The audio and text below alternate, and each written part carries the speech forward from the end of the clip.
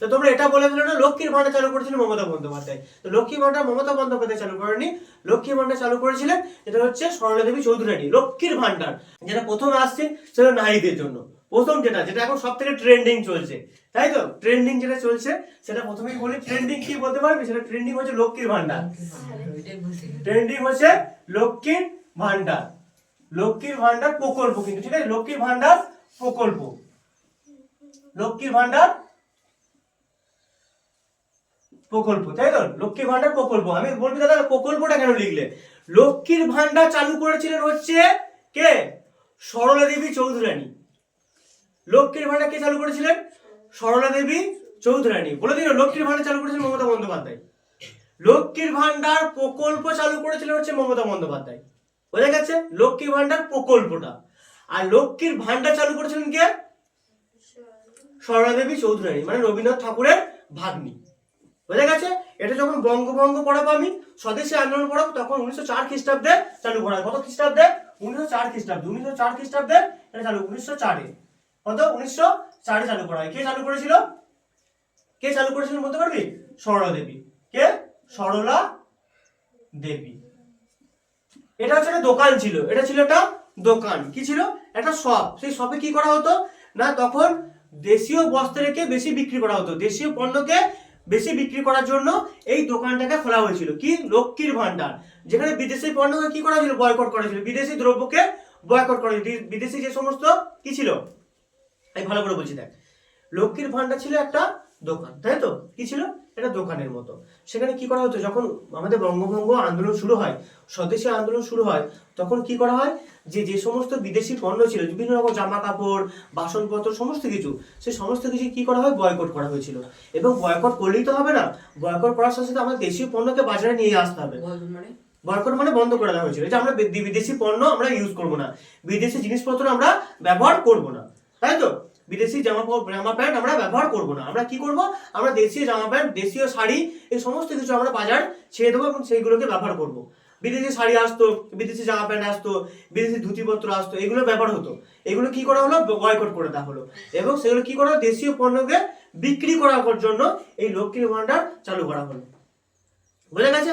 এবং যে সমস্ত তখনকার দিনে যে সমস্ত ঘরের মহিলারা, মা, বোন, কাকিমা, জেঠিমা, সমস্ত যারা ছিলেন ঘরে, মানে মহিলারা, তারা কি করতো? ওই ঘরে কুটির শিল্পের মাধ্যমে কি করা হতো?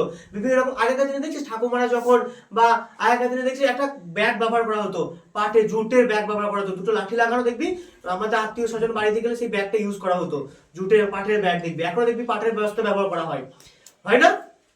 ওইগুলো হচ্ছে ব্যবহার করা হতো তখনকার দিনে। এখন সমস্ত প্লাস্টিক হয়ে গেছে, তাই তো? তো তখনকার দিনে এইসব ব্যবহার করা হতো। তারপর হচ্ছে বস্ত্র, ঘরে বোনা তাঁত, সমস্ত কিছু, ঘরের জিনিসপত্র, খাবার পত্র, বাসনপত্র, মাটির কলসি, সমস্ত কিছু করা হতো, ঘরে বানানো হতো। এবং সেই মালপত্রগুলো কি করা হতো?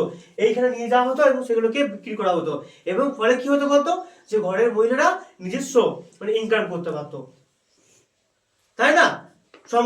স্বাবলম্বী হতে পারতো, নিজস্ব ইনকাম করতে পারতো এবং নিজের অর্থনৈতিক ইনকাম, মানে অর্থের দিক থেকে অনেক স্বাবলম্বী হতে পারতো, তাই না? অর্থের দিক থেকে অনেক উন্নতি হয়েছিল, তাই না? এবার দেখ, তুই একটা জিনিস তৈরি করলি, তুই ধর একটা হাতে বোনা একটা সোয়েটার তৈরি করলি বা একটা মাফলার তৈরি করলি ঘরে বসে বসে, সেটা তো ঘরে বসে বসে বিক্রি করা যায় না, সেটার জন্য নির্দিষ্ট মার্কেট দরকার, বা তোকে পাড়ায় পাড়ায় গিয়ে বিক্রি করতে হবে। এবার যখন দেখা যাচ্ছে হিউজ পরিমাণে একটা পাড়া থেকে প্রচুর পরিমাণে মাল হচ্ছে, ধর এই পাড়া থেকে সবাই তৈরি করছে সোয়েটার, মাফলার, মাটির কলসি, বিভিন্ন রকম তৈরি করছে। এগুলো তো প্রোডাকশন গুলো কি করতে হবে? একটা নির্দিষ্ট মার্কেট চাই, সেই মার্কেটে গিয়ে সেগুলো জমা হবে এবং সেগুলো বাড়তি অনেক জায়গায় বিক্রি হবে। একটা পাড়া দেখা যাচ্ছে কলসি তৈরি হচ্ছে, একটা পাড়া দেখা যাচ্ছে কি তৈরি হচ্ছে? সোয়েটার, মাফলার তৈরি হচ্ছে, একটা জায়গায় শাড়ি তৈরি হচ্ছে, যেগুলো তৈরি হচ্ছে, বিভিন্ন মালপত্রগুলো কি হয়ে আসছে? এই জায়গায় জমা হচ্ছে এবং সেখান থেকে মালগুলো কি হচ্ছে? বিক্রি হচ্ছে। বোঝা যাচ্ছে? মানে বিদেশি দ্রব্যকে, বিদেশি পণ্যকে বয়কট করা হচ্ছে, আর দেশীয় পণ্যটাকে কি করা হচ্ছে? বাজারে চালু করা হচ্ছে। যেন কি করা হয়? যেন আমাদের যে সমস্ত দেশীয় ব্যবসায়ীরা ছিল বা ঘরের মহিলারা ছিল, তারা যেন কি হয়? আর্থিক দিক থেকে কি হতে পারে? স্বাবলম্বী হতে পারে। এবং তাদের কাছ থেকে যেন একটা অর্থের দিক থেকে কি হয়? মানে উন্নতি লক্ষ্য করা যায়, তাই তো? বোঝা গেছে? অর্থ দ্বারা যেন একটা অর্থের দিক থেকে স্বাবলম্বী হতে পারে। বোঝা গেছে? এইটা হচ্ছে লক্ষ্মীর ভান্ডার। কে চালু করেছিলেন? সেটা সরলা দেবী চৌধুরানী। কখন? স্বদেশী আন্দোলনের সময়। কত খ্রিস্টাব্দে? 1904 খ্রিস্টাব্দে। তো তোমরা এটা বলে দিলে না লক্ষ্মীর ভান্ডার চালু করেছিলেন মমতা বন্দ্যোপাধ্যায়। তো লক্ষ্মীর ভান্ডার মমতা বন্দ্যোপাধ্যায় চালু করেনি, লক্ষ্মীর ভান্ডার চালু করেছিলেন এটা হচ্ছে সরলা দেবী চৌধুরানী, লক্ষ্মীর ভান্ডার। আর লক্ষ্মীর ভান্ডার প্রকল্প চালু করেছিলেন হচ্ছে কে, সেটা হচ্ছে মাননীয় মুখ্যমন্ত্রী মমতা বন্দ্যোপাধ্যায়।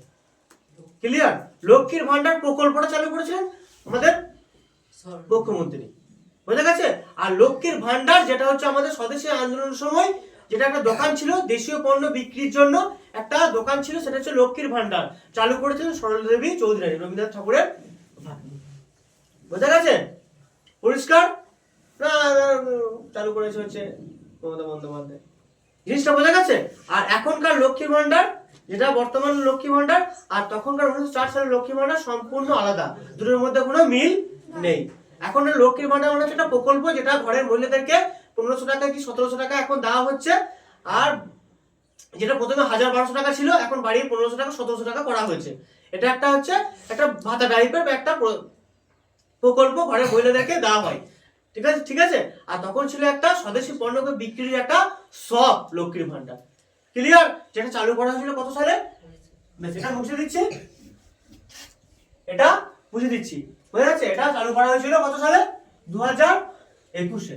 আর লক্ষ্মীর ভান্ডার প্রকল্পটা চালু করা, লক্ষ্মীর ভান্ডার চালু করা হয়েছিল কত সালে, সরলা দেবী চৌধুরী কত সালে চালু করেছিল, 1904। ক্লিয়ার? বোঝা গেছে লক্ষ্মীর ভান্ডার?